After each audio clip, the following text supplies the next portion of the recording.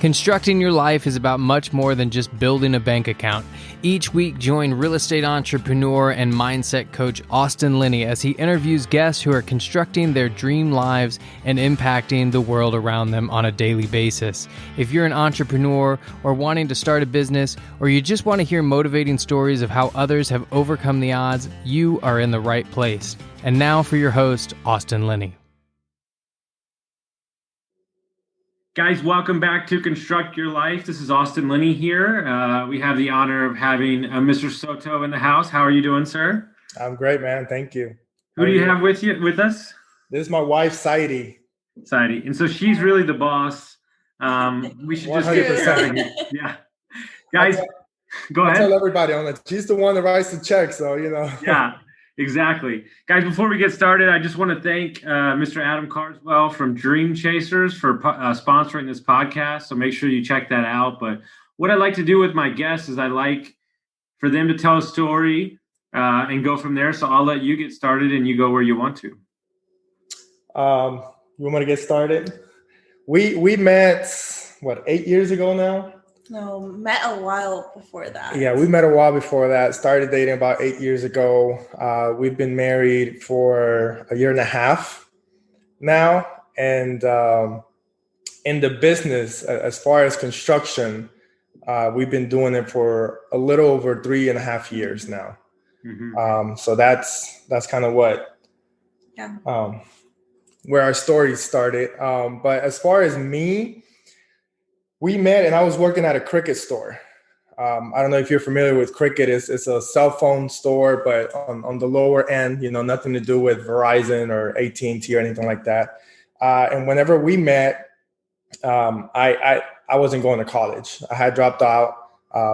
And the reason for that is I never wanted to do college. I never knew what to do with college. So the only reason I went to college in the first was, to make my parents happy. That's kind of the reason why we came to the United States from Cuba. They wanted a better future for me, but I was going to college for computer science, and I still don't know what that means, So the reason behind it was, making them happy, doing something, just so they wouldn't be disappointed in me. But I never found myself in college, and the breaking point was speech class. The minute I knew that I had to take speech class, that was it for me. I was like, you know what, I'm never going to use this. And here I am. He's in a whole 180. Exactly. Well, here's what you don't know. Here's what you don't know about me. You probably wouldn't think this. I used to at least have massive stage fright, and speech was the only class I would ditch. Yeah. Like me, of all people. Like I couldn't do it. Yeah. Yeah, that's me 100%. So I dropped out. I actually lied to my parents for a whole year. I never told them that I wasn't going to college. So I would get up every day, go have a job, go work, and then come back and be like, yeah, school was fine. So felt horrible about that. So I meet her and she's like, I need something more out of this. I need you to be doing something more than just working at a Cricket store, making $9 an hour. So she said, you have to get back in college. And I did. And I started doing everything online. Did not work out. I got out the first day. So she said, let's work something out. Since day one, she's been pushing me, to do better. So my dad at the time was a truck driver. So we sit down, talk to him, and we came out with a plan. And the plan was to sell my car, sell the motorcycle that I had, and just use all my resources, put all my resources together and buy a semi truck. And that's exactly what I did. We bought a semi truck. I don't have a CDL license. I don't know how to drive the trucks. But what we did was we put a driver on that truck, and that driver was bringing in anywhere from $800 to $1,000 a week. And within the first year that we did that, I was able to buy the second truck. And during that time, I started working for Assurion, which is like an insurance company.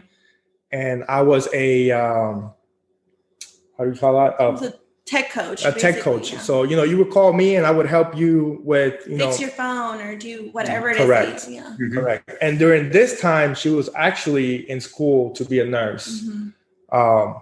So we were kind of helping each other out with that. So, 3 years passed, I keep my trucks and, we had a lot of issues with that. 1 week we were making money, the next week, we had to fix the truck. The turbo will go out and $3,000 will go out the window. So it wasn't as great.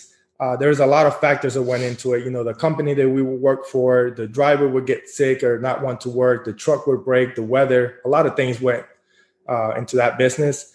So 3 years passed and I'm working from home for the same company, and we talk and I'm like, I'm tired. I need something else, So that's when I started researching stuff and I listened to a lot of podcasts, read a lot of books, but the first book, which was, Rich Dad, Poor Dad, I think a lot of people start there.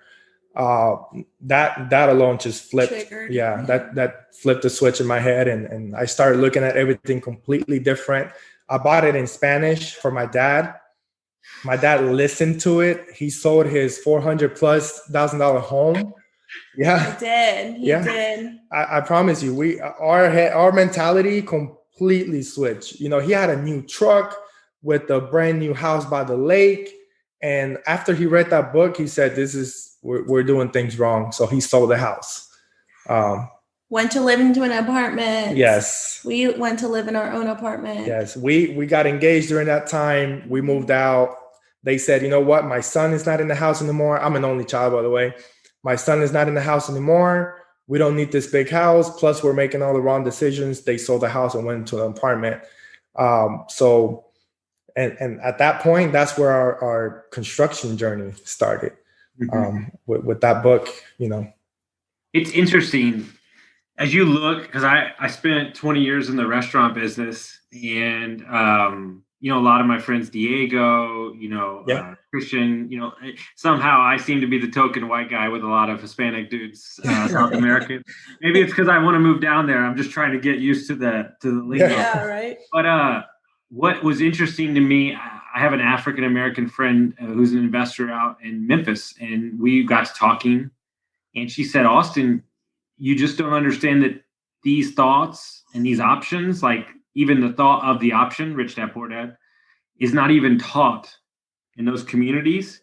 And that's when the light bulb went off to me that, like, all you really need is that idea or that thought process to shift, and everything else can change right behind it. Yeah, it's amazing. Honestly, that book for me was everything. I learned so much from that book that I schools, like you said, public schools, they don't teach anything like that. So, and my dad, he must have been 40 something at that time. The fact that he didn't know that,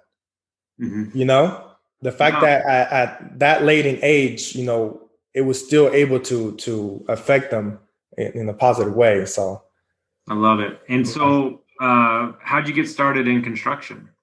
So, I started thinking, we want to do something else. I had, all the time in the world. I would do so much overtime. At this point, I was doing chat. So I was a chat agent.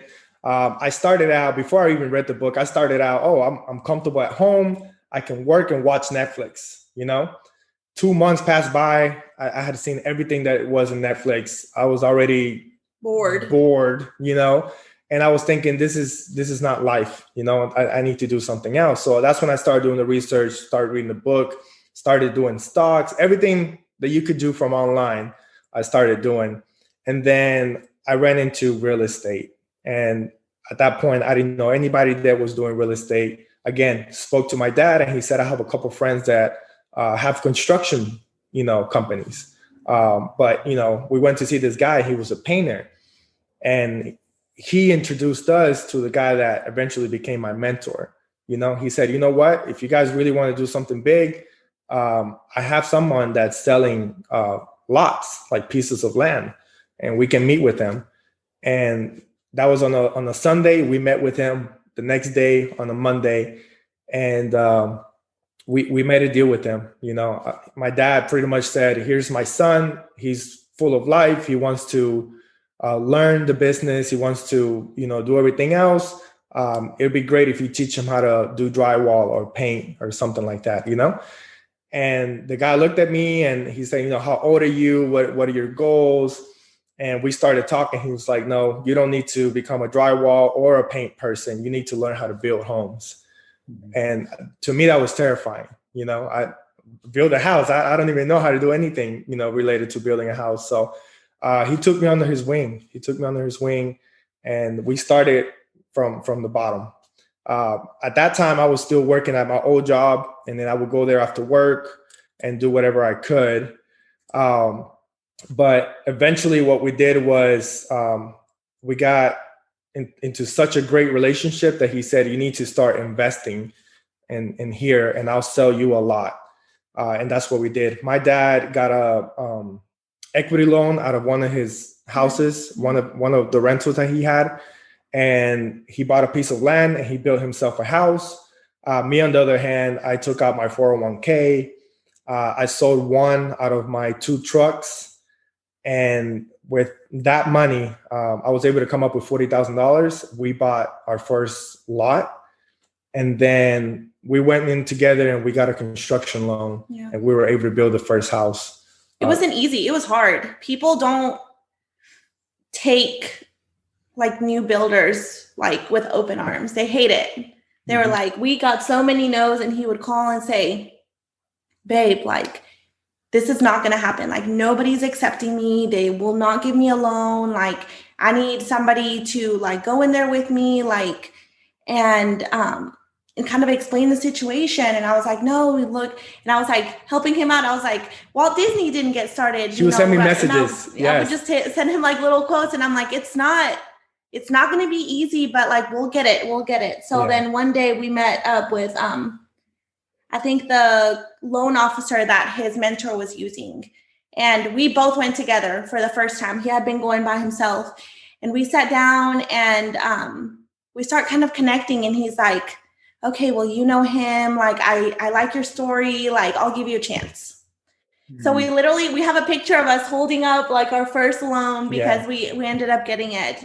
This was the 4th bank that I had visited. And it's amazing. Relationships, they change a lot of things for you. So the fact that I went with the same bank that my mentor was using, and I told him, I'm going to be working under him. I got a letter from my mentor saying, I will overlook anything that he does as far as this project goes.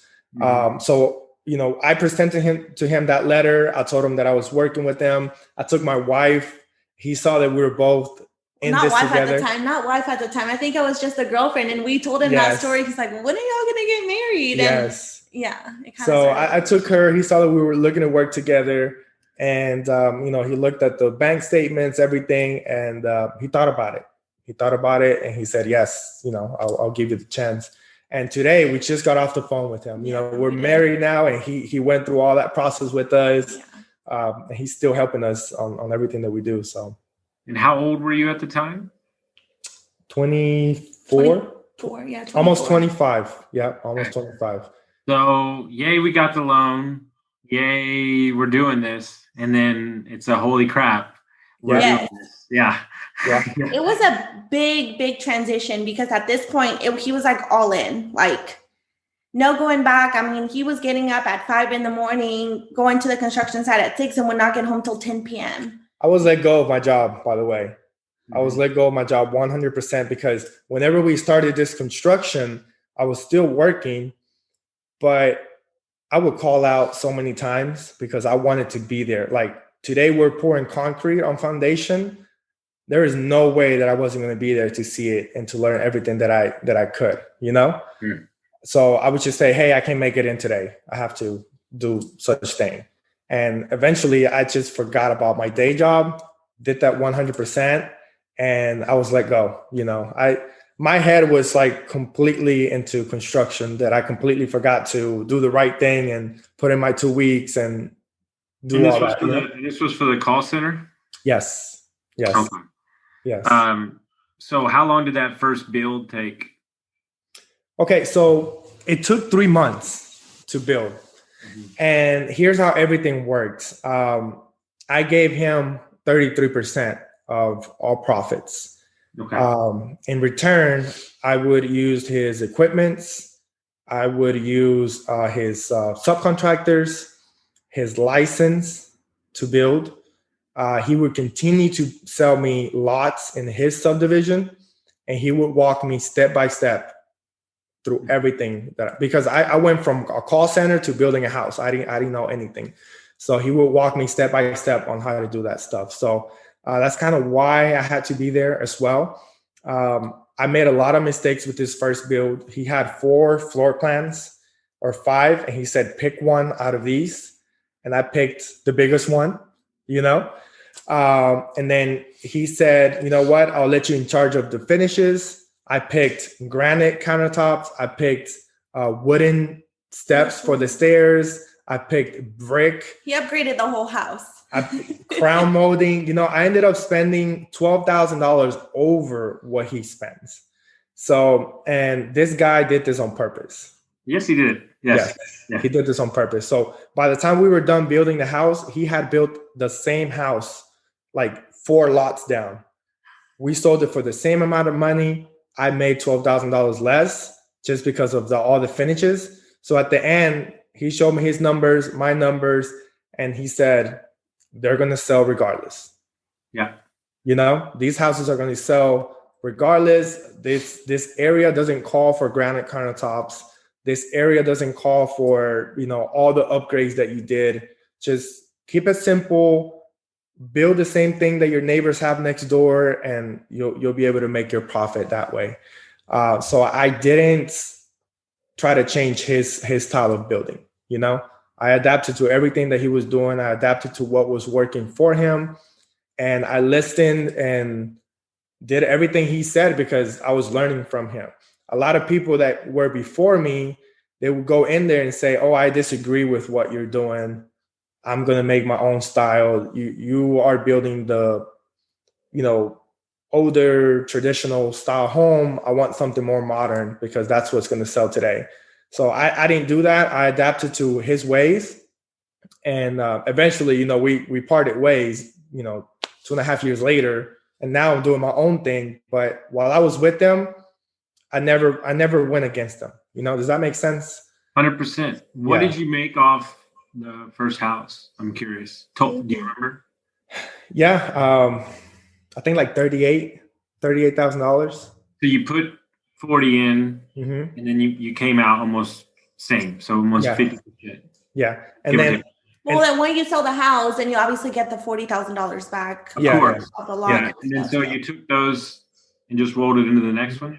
Yeah. Oh, I wasn't negative at all, but seeing his profits and seeing my profits, and then learning that, the other thing is because I built such a bigger home, sat for so long. Okay. It sat for almost 6 months, So the difference with my dad, he built a smaller home, a 1.5 story. So the bonus upstairs on top of the garage, his sold super quick, and then he had his money back, and then he could start all over again. Meanwhile, I was sitting there waiting for my house to sell. So is that as I'm teaching myself building? I grew up in a huge house when I got older, but I've always thought that I want to stay below 325. I want to stay below 2,100 square feet. Like I think you have a bigger buyer pool. Yeah. Is that the rub in building? Is like having 4 or 5 models that you can build, and then just kind of because what I've noticed, the little that I know, is that the flow of your subcontractors is really how you make money. Meaning the framers go in and they hit that one, and then they hit the next one, and then so on. And you kind of keep them rolling around. Scheduling 100%. So, we saw that house and we learned a lot from that house. We sat back and we looked at what we did wrong and applied the correct way to do it to the next house. So on the next house, my dad and I got together and we said, we're going to build, instead of building 2 one-story homes, you're going to do a 1-story and you're going to do a 2-story. That way we give the buyer options. We also stayed under that. We stayed around that 250 price range. It's everything else above would take so much longer to sell, And you get the same profit because you build a bigger house, you spend more money building it, you still get the same return. Yeah. So that's how we went learning. We built. I think I built 3 houses with a construction loan, and on the 4th house I could do construction loan and cash. So I could do 2 at the same time. And then after that, from that profit, we could do 3 at the same time. And then we just kept growing that way. And that's kind of how it happened. Eventually, what we did was we started investing in that subdivision. And then we started investing outside of the subdivision. And that's when we really started growing. The reason why is because we started doing 1,000 square foot homes. Okay.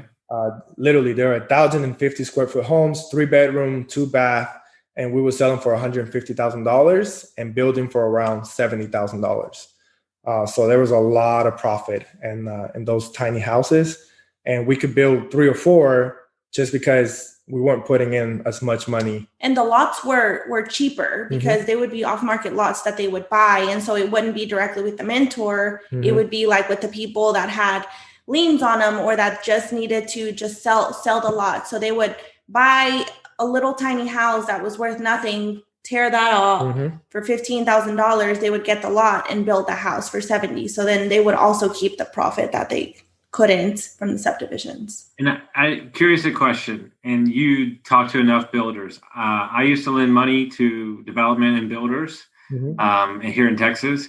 I sat during Christmas with 100 builders, the most successful builders in Texas. And I thought to myself, the only way you lose money in building is your ego.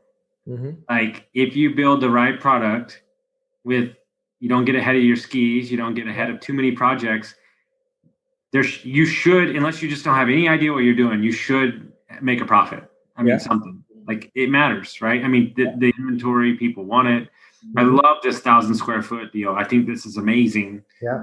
I think that's the route to go that I would want to go for sure too. Yeah. Oh, absolutely. You would see a lot of people just building, 3,000 square foot homes and, the best of the best. And I never did that. Again, I followed his footsteps.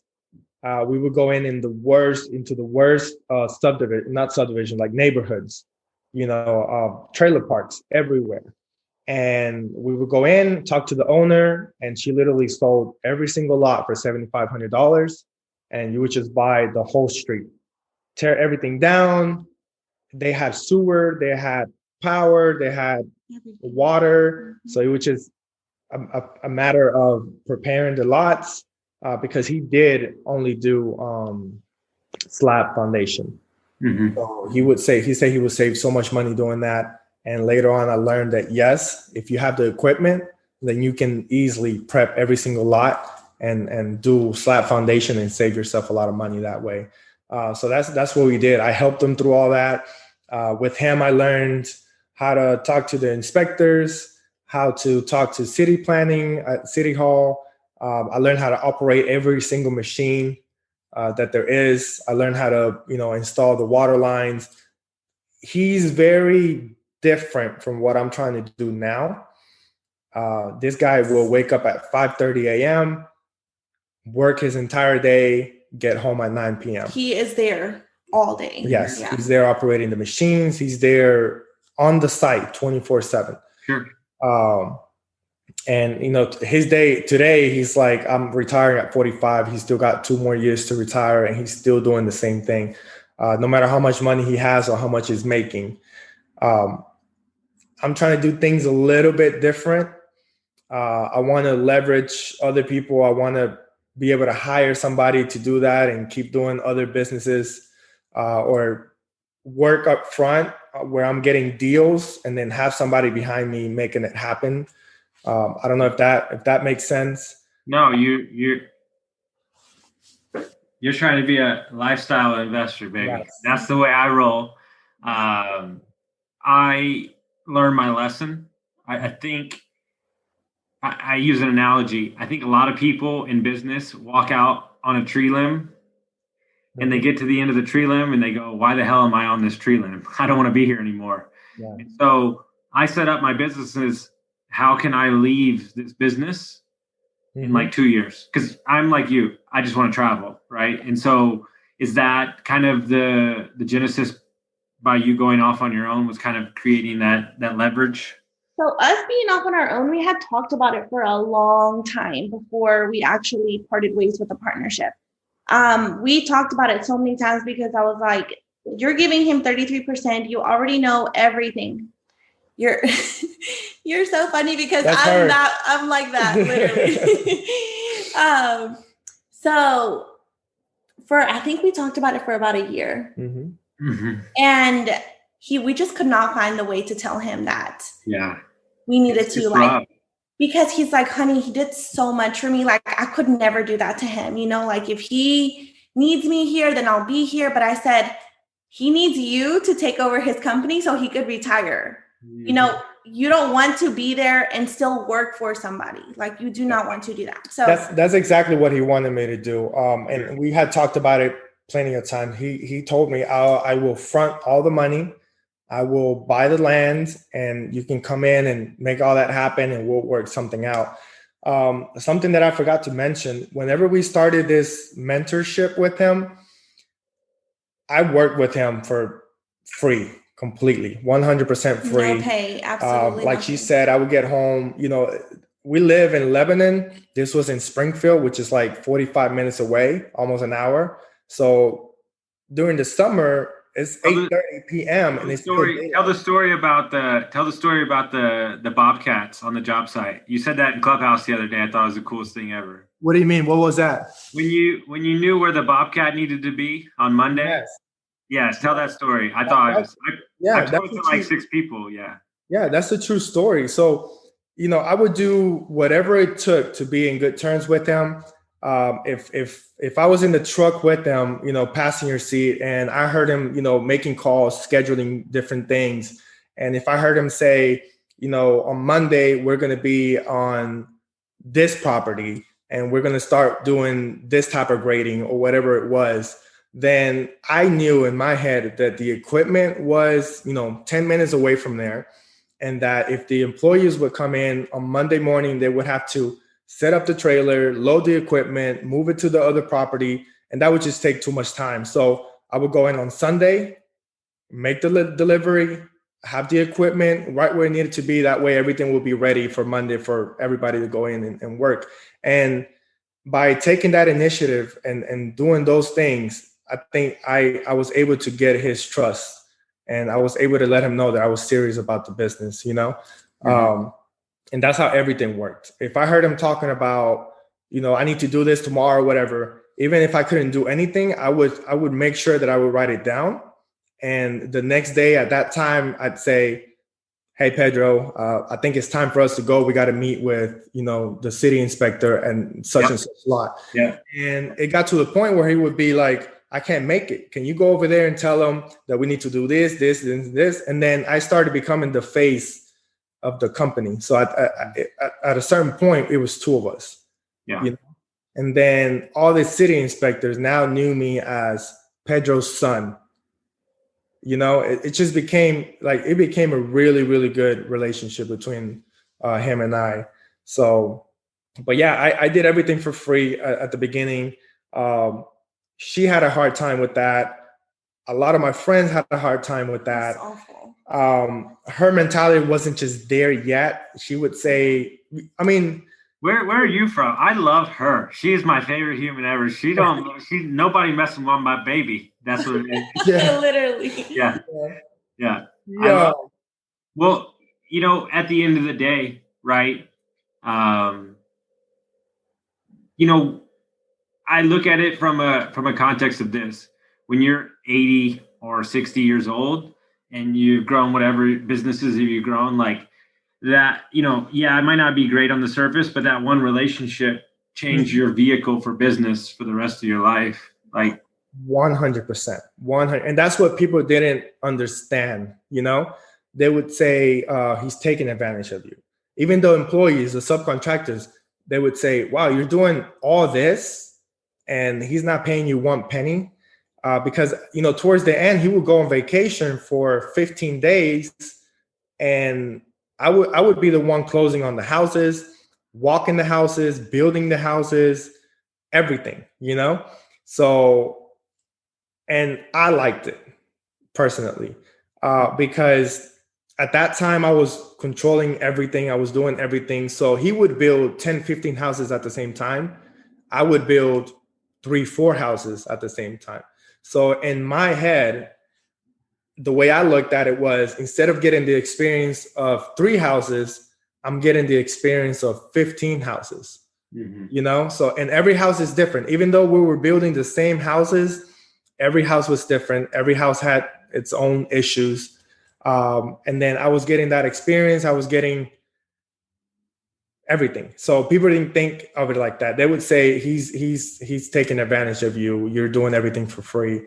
And eventually I did know how to do everything. And, you know, his son, thankfully, his son stepped in. His son was like 21 at that time. He said, Dad, I want to learn stuff. And then we just kind of took that opportunity and we said, look, I think you got this. Yes, we're out. I think your son should definitely be the one in front of all this. You know, at the end of the day, you're going to give him everything. And it worked out perfectly. It worked. And this was 2020, the beginning of 2020. Okay. And let's talk about where your business had, but and I also want to talk about that deal that you did that you're famous for. Now, I'm surprised I could get you on the podcast. That's stop it. Yeah, that's funny. So we had no rentals while working with them. All we did literally was build houses, sell them, put the money back in the company, and repeat. So that's one of the reasons why she was upset, because at this time, she was the one paying the bills. She had already graduated for nursing. She would pay all the bills. We had one truck working, but it wasn't doing all that great. It was a big shock to me, because in my family, my mom has always taught me the guy pays the bills. You keep your money, but he pays the bills. And so coming out of school, I had my career and I was like, wait, at this point, we weren't even married yet. We were just engaged. And I was like, what am I going to keep from this? Like, what am I doing? I'm literally just helping him start up his business. And I'm doing everything so he could do it. And it was just such an awful feeling. And my mom, I feel like my parents were a huge influence in me feeling this way. Why are you doing this? Why are you allowing him to do this? And for a long time, we were just arguing nonstop. And I said, when are we going to get money? You know, when is this money coming in? Because we were just reinvesting it into the business. And I was like, I'm not seeing a single penny. You're not even home. And I'm just here stuck going to work and paying the bills. So I kept her in the dark a lot. So in one of those arguments, I pulled up my phone and logged into the account of the construction company. I said, here's where we're at. Here's what we're doing.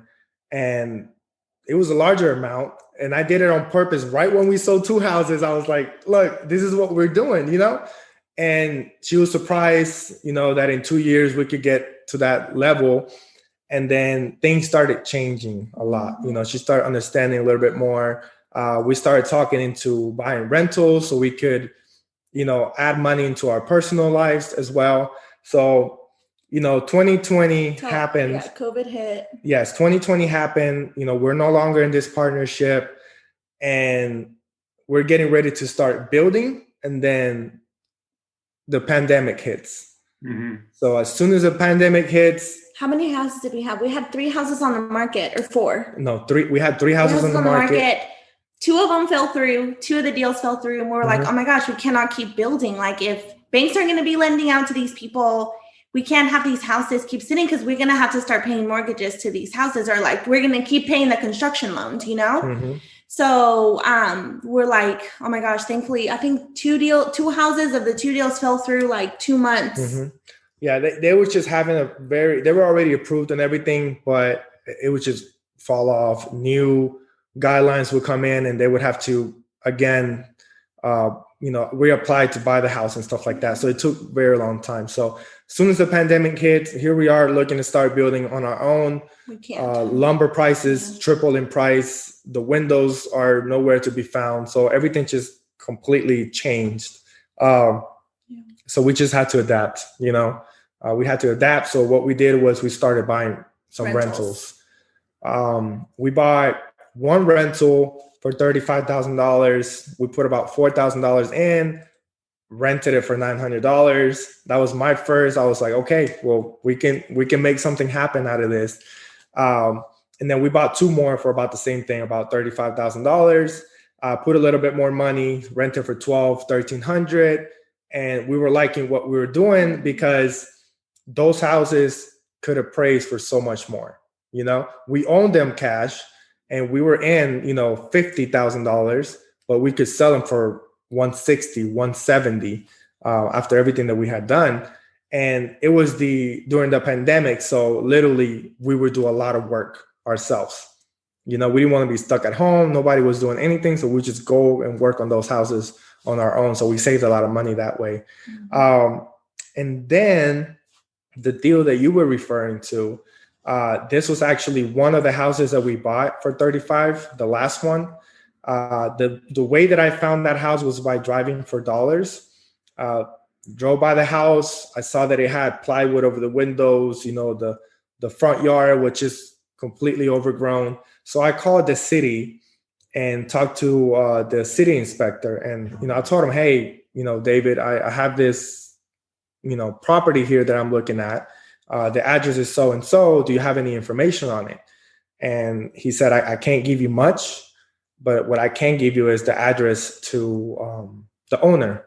And the owner lived like an hour away from where we're out of state. Yeah, it was like in Kentucky. Yeah, we're in Nashville. He was in Kentucky. So we drove down there and this girl sat there with this guy, older man, and started crying. I was so embarrassed. Not like, hey, give me your property, but we started like making a relationship together and we started talking about our families. Yes. And the wife made us like little treats to go and everything. She's like, no, call me. We spent like 2 hours talking to that couple. And, she got sentimental and she started telling her what she did. So they said, yes, we'll sell you the property. So we buy that one rental. At the closing table of us closing that first rental, I tell them, hey, Leroy, if you have anything else that's giving you a headache, let me know. I know, you're looking to get out of the business and I'm looking to get started.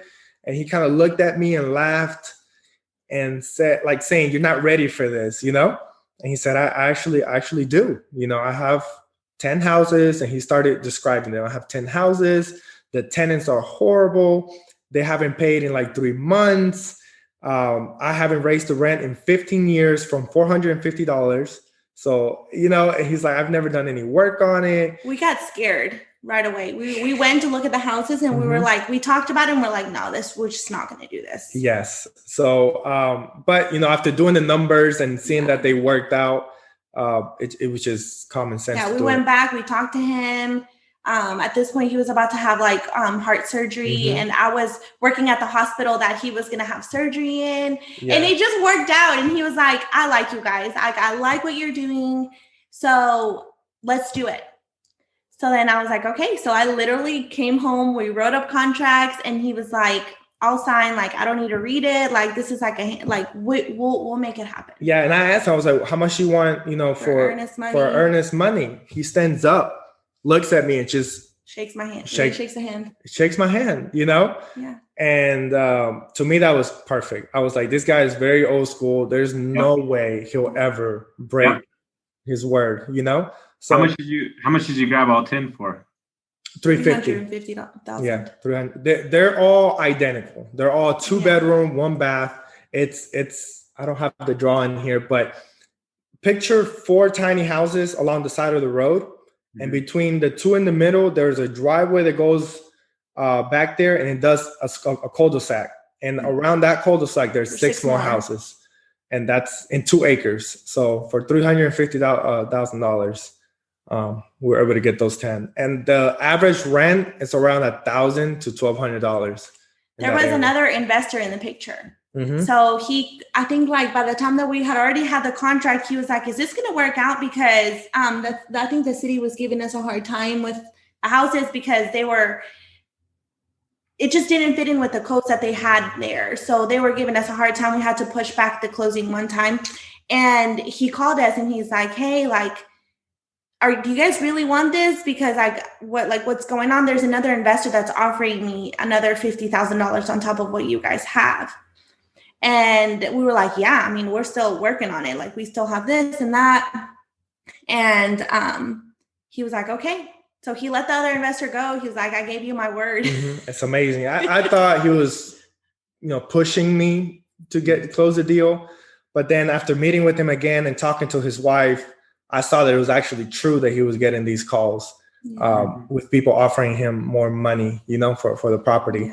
Yeah. And the way that we made this property work was actually by putting a lien on the first rental that we bought. The one that we only put $4,000 in. Yes, the one that we below $40,000 renting for $900. The bank, because it's such a local bank, because it's such a unique situation, property. They needed 30% down or something like that for us to buy the house. So which is $100,000. Mm-hmm. So we just put a lien on that property, and we had to put no money down at all. So the house that we have $40,000 in, rented for $900, appraised enough to work as a down payment for the other 10 houses. We don't care if we lose that house. We want the 10. Yeah. Yeah. So that's how that kind of works. I've never heard putting a lien on that property to secure the loan. That is one of the most creative deals I've ever heard. I love that. Yeah. So we were able to do that. The bank was a little iffy about, giving us the loan because it was such a unique property that he couldn't get any it's like, how are we going to comp this property? Yeah. So. What do you think the value of the 10 houses will be once you fix it up? I think each, I know for a fact that each I'll be able to sell for either $100,000 or $120,000 each. So 1.2. Yeah. Yeah, it's amazing. Now, here's the kicker, though. Maybe I should say this offline. But instead, what you could sell, please do sell, take the money. But you can also take loans off against the portfolio to secure construction loans. So there's so many options available. There's so many options to this. So we're investing. Some houses are in great shape. 2 of them are completely burnt down. So far we're average $20,000 to $25,000 fixing the houses. So in my mind, I'm like, okay, I paid $35,000 for each. At the end of the day, I'll have $60,000 that we all into the houses per house. And then, that's 600,000. I'll be making double my money, if anything, and if a crazy guy comes in and he offers me what I'm wanting, then I'll let it go. So. No, I love that. And what's interesting about situations like that is that ultimately, I bought a property similar. The guy didn't want any agents. He only sold to me, even though it was in a hot neighborhood. The connection, the relationships, once again, relationships come full circle to why you got the deal done. He could have easily got the extra $50,000, but he didn't want it. And so I don't think enough people, when they're buying properties or doing deals, actually find out the true motivation of the seller. I don't think they ask the right questions personally, just in my opinion. I met with Maxwell, and I got a video with him on IG, and literally yesterday, someone commented on that video. And they said, congratulations, something, but this was pure luck, Makes my blood boil. I was like, well, there's so much that went into this. One, me driving around looking for the houses, finding the actual house, contacting the city, making things work, meeting with them, not being the type of guy that just wants to take advantage, but actually listening to the sellers. And, you know, she did a great job building a relationship with him, you know? And there was so, like, the fact that I asked after the first property, you know, do you have any, there's so much, the creative way of closing the deal, you know, a lot of work was put into this deal. And when people say, oh, you just got lucky. I feel like it's all the work that goes in behind it for you to put yourself in that situation to be able to find deals like that, you know? Well, I'll just say it for you because you're a super nice guy. Go fuck yourself. Because, you know, I've lost 70 pounds and this wasn't luck. It's working out every day, you know, not fighting my addiction. So I can't stand when people do stuff, you know, what do they say? Overnight success happened for 15 years, you know? So and we were out there working, putting in the work, and man, first podcast, crushed it. You are the luckiest man in the world because this woman next to you is my favorite human on the planet now. I can't wait to hang out with her. Me and her will be yelling at people at the same time. Get out of here. Well, That's right. Count me in. Yeah. Where are you? Are you from the States or? No, I was born in Mexico. We came here. My family and I came here when I was 7. Okay. And so up here, I did. Do you like soccer or no? No. I'm just asking because that's where the Mexicans get so aggressive, and I figured if you purr her with soccer, watch out. Yeah. No, I'm just spicy. Oh my goodness, yeah. Especially, I'm surprised. You know, we haven't had breakfast. Yeah. So this is like the time where she starts elevating. I did. You know? I was kind of upset before this, and I was like, I'm so hungry. Okay. Well, we're done, guys. So we're good. If people want to find out more about you, how would they do that? Mainly on Instagram. Social media. Yeah, Instagram. My handle is soto.pelaez. That's Pelaez. Yeah, and mine is at Sairi Ibeth. Yeah, so I'm going to be in Nashville for a couple days in May, and I'm going to check out all this stuff. So I'm excited. Let us know so we don't book vacations on that time. What's that? I said, let us know so we don't book vacations during that time. Yeah, I did. But hey, if you want to move your building to Austin, you could. My friends put in 3 offers yesterday, $100K over asking, not accepted. They accepted the offer. So if you want to move to Austin and start building, let me know. I have everything ready. So. Okay. There you go. Yes. There you go. We're open to moving. Hey, listen, we'll sell it before you even put one worker on the place. That's how easy it is out here. Yeah. So, yeah. It's crazy. Well, guys, if you like this episode, make sure you send it out to your friends, and we'll see you next time. Thank you.